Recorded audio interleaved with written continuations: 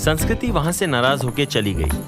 ध्रुव वहीं खड़ा रह गया। मेरा भी ना कई बार दिमाग ही खराब हो जाता है। दे देता जितने पैसे मांग रही थी, और निखिल की टेंशन मैं क्यों ले रहा हूँ। बेकार में लड़ लिया। उसको मनाना पड़ेगा ध्रुव। अब इन जूतों का क्या करूं? ध्रुव जूते हाथ में लिए यहाँ वहां टहलने लगा। तभी उसे संस्कृति की दोस्त वहां से जाते हुए दिखी। वो दौड़ के उसके पास आ गया। एक्सक्यूज मी, आप लड़की वालों की तरफ से हैं ना? लड़की ने हाँ में सर हिलाया। ये निखिल के जूते हैं, रख लीजिए। वो जूता छुपाई रस्म में आप लोगों को जरूरत पड़ेगी। लड़की ने ध्रुव से खुशी खुशी जूते ले लिए। और हाँ, 11,000 से एक कम मत मांगना।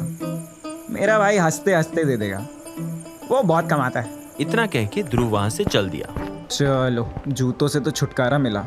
इस चक्कर में संस्कृति को भी नाराज कर दिया। कहाँ गई वो? ध्रुव हर कमरे में संस्कृति को ढूंढने लगा, लेकिन वो उसे कहीं नहीं दिखी। कहीं अपना बैग उठा के चली तो नहीं गई? नहीं, ऐसे जा ही नहीं सकती वो। तभी वहां से कंचन की मम्मी के साथ एक दो और औरतें गुजरी। आंटी, आप लोगों ने संस्कृति को देखा है क्या? औरतों ने ना में सर हिलाया। I will help you. No thanks. Sorry, मुझे वो पैसे वाली बात नहीं करनी चाहिए थी। यू नो ना कि आदमी कई बार बातों बातों में गलत बात कर देता है। संस्कृति ने कोई जवाब नहीं दिया और चलने लगी। ध्रुव उसके साथ चलने लगा। एक्चुअली मेरी फियांसे को एक्सपेंसिव लाइफस्टाइल बहुत पसंद है। कपड़ों में हमेशा हाईएस्ट ब्रांड खरीदेगी, रेस्टोरेंट में जाओ तो सबसे महंगी डिश ऑर्डर करेगी, फिल्म देखने जाओ तो प्रीमियम टिकट ही लेगी। कई बार चिढ़ जाता हूँ, इसलिए मेरे मुंह से वो सब निकल गया। तुम अपनी फियांसे का कैरेक्टर बता रहे हो या उसकी बुराई कर रहे हो? यूँ समझ लो कि दिल की भड़ास निकाल रहा हूँ, और तुम्हें सही रीज़न बता रहा हूँ कि मैंने पैसे वाली बात क्यों कही।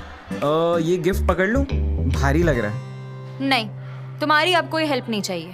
हेल्प करोगे फिर ताना मारोगे। लड़कियों का तो लड़कों की हेल्प के बिना काम ही नहीं चलता। जब भी जरूरत होती है लड़के ही याद आते हैं। अरे यार सॉरी, मैं अपने दोनों कान पकड़ता हूँ। वो बस ऐसी गुस्से में मुंह से निकल गया, वरना आई रियली रिस्पेक्ट वुमेन। लाओ दो, मैं पकड़ता हूँ। बोझ उठाने का अगर इतना ही शौक है तुम्हें तो वो फ्रिज देख रहे हो वहाँ पे, उसे उठा के मंडप के पास ले आओ। वो तो बहुत ही भारी होगा। मैं तुम्हारा गिफ्ट उठा सकता हूँ। बोला ना, नो नीड। अच्छा, वैसे है क्या इस बॉक्स में? दोनों के लिए जूते हैं। Do you mind?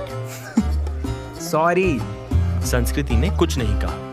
वो बॉक्स लेके मंडप के वहां पहुंची, जहां कुछ लोग लाइन से पैर पूजने के लिए दूल्हा दुल्हन के सामने खड़े थे। तुमने ये गिफ्ट स्टेज पे क्यों नहीं दिया, वरमाला के समय? ये मेरा गिफ्ट नहीं, कंचन के भाई का है। पैर पूछते समय देगा। संस्कृति ने गिफ्ट बॉक्स कंचन के भाई को दिया और थोड़ी दूर जाके एक कुर्सी पे बैठ गई। ध्रुव भी उसके बगल में जाके बैठ गया। उसने संस्कृति को देखा। तुम्हारे कान के झुमके? संस्कृति का हाथ तुरंत अपने कानों पर गया। क्या हुआ मेरे झुमकों को? अरे कहीं गिर गया लगता है। ओह गॉड, मम्मी मार डालेंगी। उनकी शादी के टाइम के झुमके हैं, वो नानी ने उनको दिए थे। संस्कृति तुरंत उठ के यहाँ वहाँ ढूंढने लगी।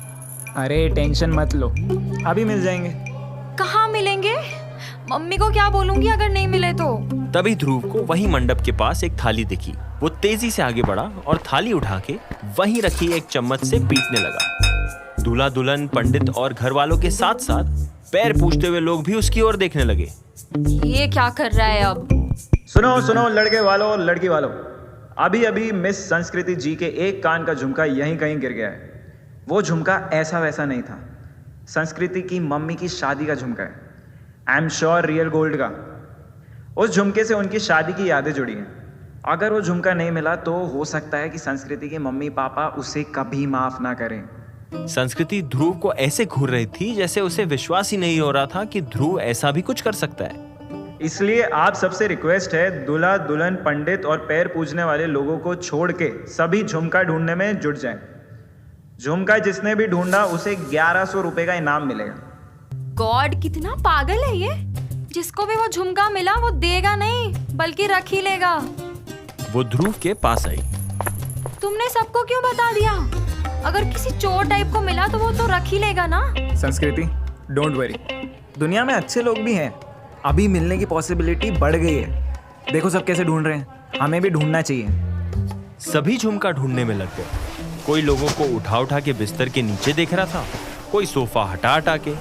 एक दो लोग तो कमरों की ओर भागे। कुछ लोगों ने तो दूल्हा दुल्हन और पंडित जी को भी उठा के उनकी जगह पर देख डाला। जो लोग अपनी जगह पर बैठे थे वो भी नजर घुमा घुमा के देख रहे थे कि कहीं उनको दिख जाए। पंडित जी का भी ध्यान सब लोगों की ओर ही था। दूल्हा दुल्हन भी सभी को देख रहे थे। सबके मन में यही सवाल था कि झुमके मिलेंगे कि नहीं। थोड़ी देर की मशक्कत के बाद एक लड़की को झुमका मिल ही गया। उसने सीधे जाके वो संस्कृति के हाथ में थमा दिया। संस्कृति ने खुश होकर उसे पैसे दिए। ध्रुव ने 1100 कहा था, लेकिन मैं तुम्हें पूरे 2000 दूंगी। तुम्हें नहीं पता मेरी कितनी बड़ी मदद की है तुमने आज। दीदी, थैंक यू कहना है तो ध्रुव भैया को कहो। अगर वो दिमाग नहीं लगाते और सब लोग नहीं ढूंढते तो झुमका नहीं मिलता। हाँ, उसको तो मैं बोलूंगी ही। पहले चल के सबको बता देते हैं। दोनों भागते हुए मंडप के पास आए। झुमका मिल गया, अब मत ढूंढिए। थैंक यू सो मच सबको। संस्कृति की बात सुन के सभी अपनी अपनी जगह पर जाके बैठ गए और पंडित जी ने फिर जोश में आगे की रस्में करना शुरू कर दी। संस्कृति ने यहाँ वहां नजर घुमाई, लेकिन ध्रुव उसे कहीं नहीं दिखा। ये कहाँ ढूंढने चला गया? तभी ध्रुव उसे आता हुआ दिखा। मिल गया तुम्हारा झुमका? हाँ। संस्कृति वहीं खड़े खड़े झुमका पहनने लगी, लेकिन जल्दी जल्दी में झुमके के पेच नीचे गिर गए। ध्रुव ने जल्दी से बड़ी सावधानी से छोटे से पेच को फर्श से उठाया और संस्कृति को झुमका पहनाने लगा। अरे नहीं नहीं, मैं पहन लूंगी। छोटा सा पेच है, शायद खुद पहन ना पाओ तुम। रोज पहनती हूँ। अरे रोज शायद शीशे में देखकर पहनती होगी। मैं पहना देता हूँ, मेरे हाथ से गिरेगा नहीं। ध्रुव ने संस्कृति से झुमका लिया और उसके कान में पहनाने लगा। जैसे ही उसकी उंगलियों ने संस्कृति की गर्दन को छुआ, संस्कृति के शरीर में एक सिरहन सी दौड़ गई। ध्रुव भी उसकी खुशबू में डूबने लगा था, लेकिन तभी संस्कृति ने तुरंत अपने आप को ध्रुव से अलग किया। मैं पहन लूंगी। औरों का ध्यान उन दोनों के ऊपर ही था। निखिल और कंचन समझ गए थे कि उन दोनों के बीच कुछ तो चल रहा है। संस्कृति ने ध्रुव से अपना झुमका लिया। तभी उसका फोन बजा। वो फिर फोन पर बातें करते हुए छत की ओर चली गई। ध्रुव वहीं खड़े दो लड़कों से बात करते हुए धर्मशाला के गेट के पास चला गया। उसमें से एक ने सिगरेट जलाई और तीनों पीने लगे। सिगरेट पीते पीते ध्रुव की आंखों के सामने बार बार संस्कृति का ही चेहरा आ रहा था। उसकी खुशबू उसकी सांसों के साथ आ जा रही थी। उसने जल्दी जल्दी सिगरेट खत्म की और अंदर आ गया। उसकी नजरें फिर से संस्कृति को ढूंढने लगी। तभी उसकी नजर सीढ़ियों पर गई। वो कुछ सोच के सीढ़ियों की ओर बढ़ गया। छत पर पहुंचा तो देखा संस्कृति एक कोने में छत की दीवार से टिकी फोन पर किसी से बात कर रही थी। छत पर और कोई नहीं था। वहां चारों ओर छोटे छोटे बल्बों की लड़ियां लगी हुई थी। आसमान में चांद सितारे जागे जागे जमीन पर देख रहे थे। ध्रुव संस्कृति के करीब पहुंचा। संस्कृति उसकी ओर मुड़ी। चलो मैं बाद में बात करती हूँ। इतना कह के उसने फोन अपने कंधे पे लटके छोटे से पर्स में डाल दिया। बॉयफ्रेंड? तुम्हें मतलब? यार तुम भड़कती बहुत हो। अच्छा, कब भड़की? वो कुछ देर पहले गया था, पैसे वाली बात पे भड़की। उससे पहले ग्वालियर जाने से रोका, तब भी रूठ गई। तो ठीक है, गुस्सा करना मेरी आदत है। देखो ना, मेरे गुस्से की वजह से जूते फ्री में मिल गए। ना जी, तुम जब गुस्सा हुई तो मैंने तुरंत ही जूते तुम्हारी गैंग की लड़की को दे दिए और बोल भी दिया 11,000 से कम मत लेना। अच्छा, इतना मेरे गुस्से से डरने लगे? भाई को 11,000 का चूना लगा दिया। सी, आई डोंट वांट कि हमारी मुलाकात कड़वाहट में खत्म हो। कल सुबह तुम अपने शहर, मैं अपने शहर, फिर क्या पता मिले ना मिले। ये चाहता भी है मिलना। वैसे तुम्हारी लव मैरिज है या अरेंज्ड? अभी शादी कहाँ हुई? हाँ, होने वाली तो है ना। लव कम अरेंज्ड है। हम दोनों एक ही कास्ट के थे, एक ही सोसाइटी में रहते थे। धीरे धीरे बातें शुरू हुई। उसके घर वालों को मैं पसंद था, मेरे घर वालों को वो पसंद थी। बस शादी की बात छेड़ दी। हम दोनों से जब पूछा तो हमने हाँ कर दी। बस हो गए एंगेजमेंट। ओके, लेकिन इसमें प्यार कहाँ था? I mean, तुम दोनों सिर्फ एक दूसरे को जानते थे। प्यार का तो तुमने बताया नहीं कब हुआ। वाकई इसमें लव है कहाँ? प्यार करने का टाइम ही नहीं मिला, सीधे शादी फिक्स कर दी घर वालों ने। मेरी छोड़ो, तुम अपनी बताओ। What's your story? मेरी स्टोरी ये है कि मुझे आज तक कोई ऐसा मिला ही नहीं जिससे मैं शादी करने का सोच पाती। अच्छा, तो फिर कोई current boyfriend, ex boyfriend, very very old boyfriend, total कितने बॉयफ्रेंड्स? एक मिनट, ये तुम्हारी सुई बॉयफ्रेंड्स पे क्यों अटक गई है? नहीं, वो just wanted to know for general knowledge. Boyfriend था, अब कोई नहीं है। अच्छा, वैसे how old are you? Oh sorry, वो 35। वाओ, लाइफ में पहली लड़की देखी जिसने अपनी एज बताने में एक सेकंड भी नहीं सोचा। ऐसी बात नहीं कि मैं अपनी एज नहीं छुपाती, लेकिन हाँ, उन्हीं लोगों से छुपाती हूँ जिनसे छुटकारा पाना होता है। मेरी एज सुन के लोग टेंशन में आ जाते हैं और टेंशन फिर देने लग जाते हैं। अब तक शादी क्यों नहीं की? कुछ प्रॉब्लम है क्या? हम ढूंढते हैं, बताओ कैसा लड़का चाहिए? ऐसे लोगों से तो झूठ बोलना ही ठीक है। ध्रुव दीवार पर बैठ गया। लेकिन शादी करना ज़रूरी है क्या? ज़रूरी तो नहीं है, लेकिन अगर करनी है तो सही एज में कर लेनी चाहिए।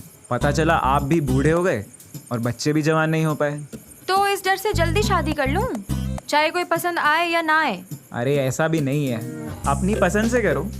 अच्छा, वैसे तुम्हें कैसा लड़का चाहिए? हाँ, अब तुम मत शुरू हो जाओ please. No, I am serious, I really want to know, कैसा लड़का चाहिए तुम्हें?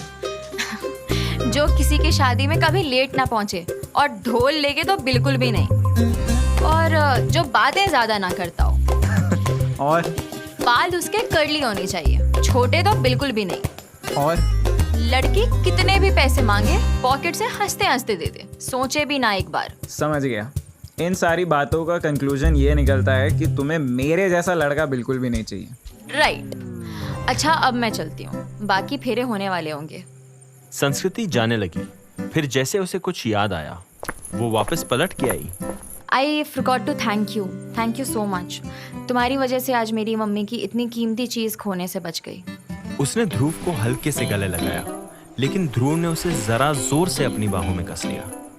संस्कृति को यूं लगा जैसे उसका शरीर ध्रुव की बाहों में पिघलने लगा था।